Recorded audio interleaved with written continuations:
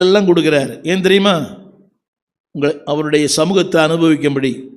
ஆனால் வேதம் சொல்கிறது, அவர்கள் அவரை தேடும்படி வந்தார்கள், ஆனால் அவர் அங்கே இல்லை.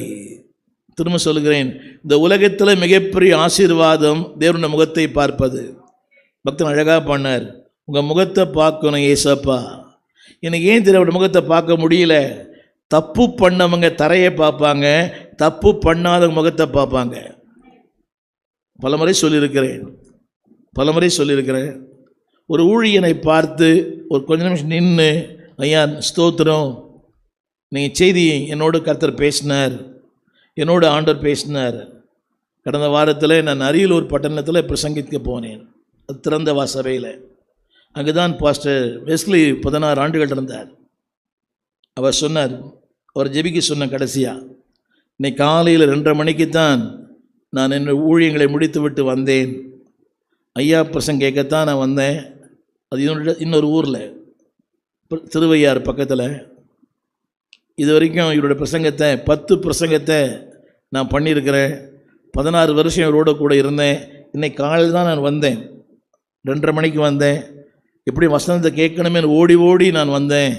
இன்னைக்கு கர்த்தர் என்னோட பேசினார், எனக்கு இன்னைக்கு 4 பிரசங்கம் கொடுத்தார் அப்படின்னார். இது விளம்பரங்களுக்கு சொல்கிறது இல்லை.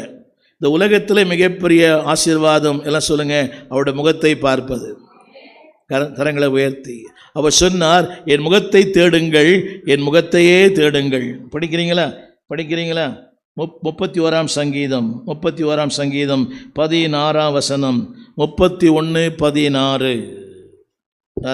நீர் உமது முகத்தை ஊழியக்காரன் மேல் பிரகாசிக்க பண்ணி. அந்த முகம் என்ன செய்யும்? What the face of God will do in your life. கவனிங்க, அவரோட முகத்தை பார்த்தீங்கன்னா, எல்லாம் கரங்களை உயர்த்தி சொல்லுங்க.